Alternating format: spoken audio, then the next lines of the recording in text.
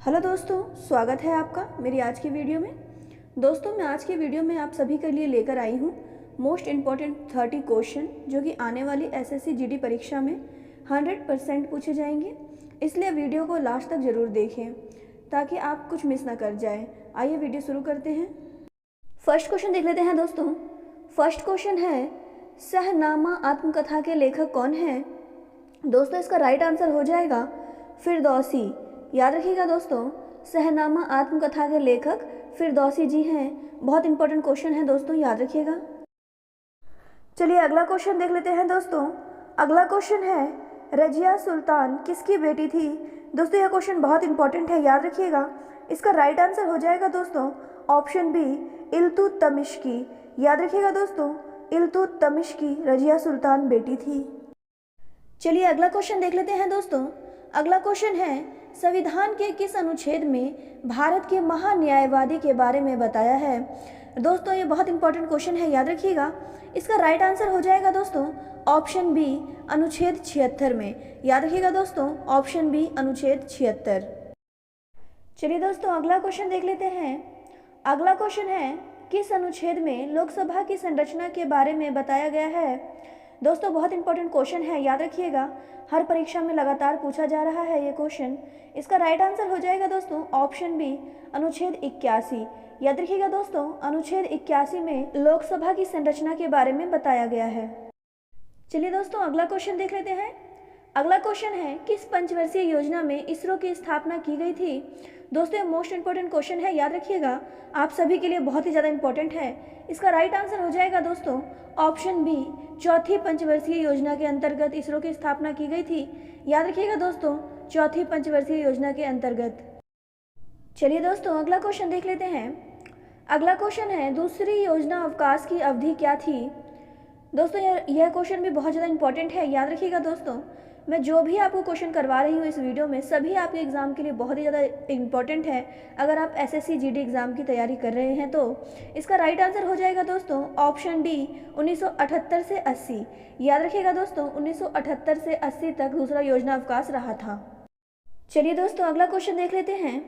अगला क्वेश्चन है, सातवीं पंचवर्षीय योजना की अवधि क्या थी? दोस्तों, यह क्वेश्चन भी मोस्ट इंपॉर्टेंट है, याद रखिएगा दोस्तों। इसका राइट आंसर हो जाएगा ऑप्शन ए, 1985 से 1990। 1985 से 1990 तक सातवीं पंचवर्षीय योजना की अवधि रही थी। याद रखिएगा दोस्तों। चलिए अगला क्वेश्चन देख लेते हैं दोस्तों। अगला क्वेश्चन है, लक्कड़वाल समिति द्वारा गरीबी की माप सबसे पहले किस पंचवर्षीय योजना के दौरान हुई थी? दोस्तों, यह क्वेश्चन भी बहुत इंपॉर्टेंट है, याद रखिएगा। इसका राइट आंसर हो जाएगा दोस्तों ऑप्शन ए, सातवीं पंचवर्षीय योजना के अंतर्गत। याद रखिएगा दोस्तों, सातवीं पंचवर्षीय योजना के अंतर्गत। चलिए अगला क्वेश्चन देख लेते हैं दोस्तों। अगला क्वेश्चन है, प्रो कबड्डी लीग 2022 का खिताब किस टीम ने जीता है? दोस्तों, यह क्वेश्चन भी बहुत इंपॉर्टेंट है, याद रखिएगा। इसका राइट आंसर हो जाएगा दोस्तों ऑप्शन सी, जयपुर पिंक पैंथर्स। जयपुर पिंक पैंथर्स ने प्रो कबड्डी लीग का खिताब जीता है दोस्तों, याद रखिएगा। चलिए अगला क्वेश्चन देख लेते हैं दोस्तों। अगला क्वेश्चन है, राष्ट्रीय सुरक्षा गार्ड एनजीओ के नए महान निरीक्षक ओबीएस कौन बने हैं? दोस्तों, यह क्वेश्चन बहुत इंपॉर्टेंट है, याद रखिएगा। लगातार एग्जाम में ऐसे क्वेश्चन पूछे जा रहे हैं। फिलहाल चल रहे एसएससी जीडी परीक्षाओं में भी यह क्वेश्चन पूछे जा रहे हैं। इसका राइट आंसर हो जाएगा दोस्तों ऑप्शन ए, परवीन छाबड़ा। याद रखिएगा दोस्तों। चलिए अगला क्वेश्चन देख लेते हैं दोस्तों। अगला क्वेश्चन है, चीन और भारत की सीमा का क्या नाम है? दोस्तों, यह क्वेश्चन भी बहुत इंपॉर्टेंट है।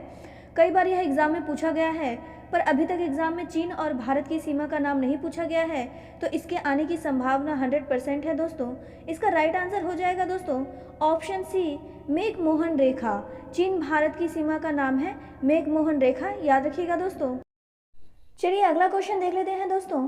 अगला क्वेश्चन है, पाकिस्तान की सीमा भारत के कितने राज्य और केंद्र शासित प्रदेश से लगती है?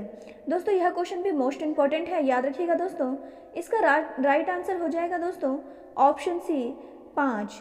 3 राज्य व 2 केंद्र शासित प्रदेश से पाकिस्तान की सीमा भारत से लगती है। याद रखिएगा दोस्तों। अगर आपको मेरे द्वारा बनाई हुई वीडियो अच्छी लग रही हो और मेरी मेहनत से आपको थोड़ा सा भी लाभ हो रहा हो तो मेरे वीडियो को लाइक शेयर ज़रूर करें और मेरे यूट्यूब चैनल को ज़रूर सब्सक्राइब करें। चलिए आगे बढ़ते हैं दोस्तों। चलिए अगला क्वेश्चन देख लेते हैं दोस्तों। वर्तमान समय में त्रिपुरा राज्य के मुख्यमंत्री कौन हैं?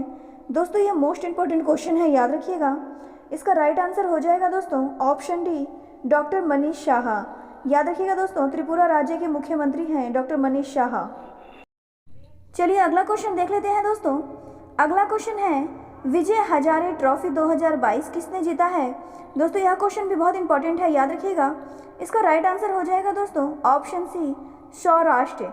याद रखिएगा दोस्तों, सौराष्ट्र ने 2022 का विजय। चलिए दोस्तों अगला क्वेश्चन देख लेते हैं। अगला क्वेश्चन है भारत में प्रथम जनगणना कब और किसके शासनकाल में हुई थी? दोस्तों यह क्वेश्चन भी बहुत इंपॉर्टेंट है, याद रखिएगा। इसका राइट आंसर हो जाएगा दोस्तों ऑप्शन ए, 1872 लॉर्ड मियो के शासनकाल में। याद रखिएगा दोस्तों, 1872 में लॉर्ड मियो के शासनकाल में प्रथम जनगणना हुई थी। चलिए दोस्तों अगला क्वेश्चन देख लेते हैं। अगला क्वेश्चन है भारतीय कृषि अनुसंधान परिषद ICAR के नए महानिर्देशक कौन बने हैं? दोस्तों यह क्वेश्चन भी बहुत इंपॉर्टेंट है, याद रखिएगा। इसका राइट आंसर हो जाएगा दोस्तों ऑप्शन डी, हिमांशु पाठक। याद रखिएगा दोस्तों, भारतीय कृषि अनुसंधान के नए महानिदेशक बने हैं हिमांशु पाठक। चलिए दोस्तों अगला क्वेश्चन देख लेते हैं। अगला क्वेश्चन है भारत की सबसे बड़ी सुरंग जवाहर सुरंग किस राज्य में स्थित है? दोस्तों यह क्वेश्चन भी बहुत इंपॉर्टेंट है, याद रखिएगा। इसका राइट आंसर हो जाएगा दोस्तों option D, Jammu and Kashmir. याद रखिएगा दोस्तों, जवाहर सुरंग कहाँ पे स्थित है? जम्मू एंड कश्मीर में। चलिए अगला क्वेश्चन देख लेते हैं दोस्तों। अगला क्वेश्चन है जम्मू कश्मीर राज्य का वह हिस्सा जिस पर चीन का अधिकार है क्या कहलाता है? दोस्तों यह क्वेश्चन भी बहुत इंपॉर्टेंट है, याद रखिएगा, लगातार एग्जाम में पूछे जा रहे हैं। इसका राइट आंसर हो जाएगा दोस्तों अक्साई चीन। उस हिस्से का नाम है अक्साई चीन, याद रखिएगा दोस्तों। चलिए अगला क्वेश्चन देख लेते हैं दोस्तों। अगला क्वेश्चन है अंडमान सागर और दक्षिण चीन सागर द्वारा जुड़े हुए हैं। इसका राइट आंसर हो जाएगा दोस्तों ऑप्शन डी, मलक जल डमरू मध्य। याद रखिएगा दोस्तों, दोनों के बीच जुड़ा हुआ है मलक जल डमरू मध्य। चलिए अगला क्वेश्चन देख लेते हैं दोस्तों। अगला क्वेश्चन है पहली बार पाकिस्तान शब्द का प्रयोग किसने किया था? दोस्तों यह क्वेश्चन भी बहुत इंपॉर्टेंट है, याद रखिएगा। इसका राइट आंसर हो जाएगा दोस्तों ऑप्शन डी, चौधरी रहमत ने। याद रखिएगा दोस्तों, चौधरी रहमत ने पाकिस्तान शब्द का पहली बार प्रयोग किया था। चलिए अगला क्वेश्चन देख लेते हैं दोस्तों। अगला क्वेश्चन है भारतीय रिजर्व बैंक का मुख्यालय कहाँ स्थित है? दोस्तों यह क्वेश्चन भी बहुत इंपॉर्टेंट है, याद रखिएगा। इसका राइट आंसर हो जाएगा दोस्तों ऑप्शन डी, मुंबई महाराष्ट्र। याद रखिएगा दोस्तों, भारतीय रिजर्व बैंक का मुख्यालय मुंबई महाराष्ट्र में स्थित है। चलिए अगला क्वेश्चन देख लेते हैं दोस्तों। अगला क्वेश्चन है मांडू महोत्सव किस राज्य में मनाया गया है? दोस्तों यह क्वेश्चन भी बहुत इंपॉर्टेंट है, याद रखिएगा। इसका राइट आंसर हो जाएगा दोस्तों ऑप्शन ए, मध्य प्रदेश। मांडू महोत्सव मध्य प्रदेश में मनाया गया है, याद रखिएगा दोस्तों। चलिए अगला क्वेश्चन देख लेते हैं दोस्तों। अगला क्वेश्चन है पांग लहबलोच त्यौहार किस राज्य में मनाया जाता है? दोस्तों यह क्वेश्चन भी बहुत इंपॉर्टेंट है, याद रखिएगा, लगातार एग्जाम में पूछे जा रहे हैं। इसका राइट आंसर हो जाएगा दोस्तों ऑप्शन ए, सिक्किम। याद रखिएगा दोस्तों, सिक्किम में पांग लहबलोच त्यौहार मनाया गया है। चलिए दोस्तों अगला क्वेश्चन देख लेते हैं लोसर महोत्सव कहाँ मनाया गया है? दोस्तों यह क्वेश्चन भी बहुत इंपॉर्टेंट है, याद रखिएगा। इसका राइट आंसर हो जाएगा दोस्तों ऑप्शन ए, लद्दाख। लद्दाख में लोसर महोत्सव मनाया गया है, याद रखिएगा दोस्तों। चलिए अगला क्वेश्चन देख लेते हैं दोस्तों। अगला क्वेश्चन है एशिया का सबसे पुराना फुटबॉल टूर्नामेंट डूरंट कप 2022 का आयोजन कहाँ किया गया था? दोस्तों यह क्वेश्चन भी बहुत इंपॉर्टेंट है, याद रखिएगा। इसका राइट आंसर हो जाएगा दोस्तों ऑप्शन बी, कोलकाता। कोलकाता में इसका आयोजन किया गया था, याद रखिएगा दोस्तों। चलिए अगला क्वेश्चन देख लेते हैं दोस्तों। अगला क्वेश्चन है राष्ट्रीय जनसंख्या नीति 2000 के अंतर्गत जनसंख्या में स्थिरता प्राप्त करने का लक्ष्य 2042 से बढ़ाकर क्या कर दिया गया है? दोस्तों यह क्वेश्चन भी बहुत इंपॉर्टेंट है, याद रखिएगा। इसका राइट आंसर हो जाएगा दोस्तों ऑप्शन सी, 2070। याद रखिएगा दोस्तों, 2070। चलिए दोस्तों अगला क्वेश्चन देख लेते हैं। भारत में पहली बार औद्योगिक नीति कब बनी? दोस्तों यह क्वेश्चन भी मोस्ट इंपॉर्टेंट क्वेश्चन है, याद रखिएगा। इसका राइट आंसर हो जाएगा दोस्तों ऑप्शन बी 1948। दोस्तों याद रखिएगा, भारत में पहली बार औद्योगिक नीति 1948 में बनी थी। चलिए दोस्तों अगला क्वेश्चन देख लेते हैं।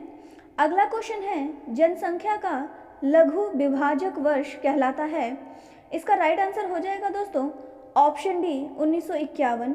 जनसंख्या का लघु विभाजक वर्ष कहलाता है 1951, याद रखिएगा दोस्तों। चलिए अगला क्वेश्चन देख लेते हैं दोस्तों।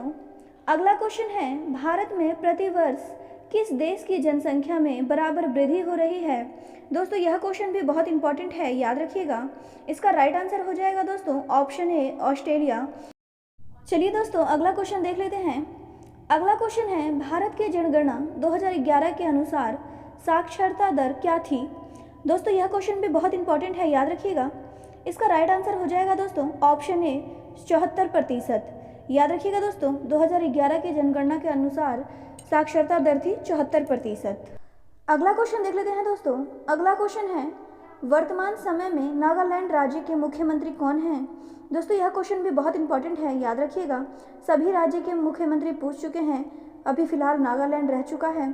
इसका राइट आंसर हो जाएगा दोस्तों ऑप्शन सी नेफ्यूरियो, याद रखिएगा दोस्तों। नेफ्यूरियो नागालैंड के मुख्यमंत्री हैं। चलिए अगला क्वेश्चन देख लेते हैं दोस्तों। अगला क्वेश्चन है संविधान के किस अनुच्छेद में संसद के गठन का प्रावधान के बारे में बताया गया है। दोस्तों यह क्वेश्चन भी बहुत इंपॉर्टेंट है, याद रखिएगा। इसका राइट आंसर हो जाएगा दोस्तों ऑप्शन सी अनुच्छेद 89, याद रखिएगा दोस्तों। ऑप्शन सी अनुच्छेद 79 इसका राइट आंसर हो जाएगा दोस्तों। चलिए अगला क्वेश्चन देख लेते हैं दोस्तों। अगला क्वेश्चन है संविधान के किस अनुच्छेद में उपराष्ट्रपति का निर्वाचन के बारे में बताया गया है। दोस्तों यह क्वेश्चन भी बहुत इंपॉर्टेंट है, याद रखिएगा। लगातार एग्जाम में इसी तरीके के क्वेश्चन पूछे जा रहे हैं। इसका राइट आंसर हो जाएगा दोस्तों ऑप्शन ए अनुच्छेद 66 में। आज की वीडियो को यहीं ख़त्म करते हैं दोस्तों।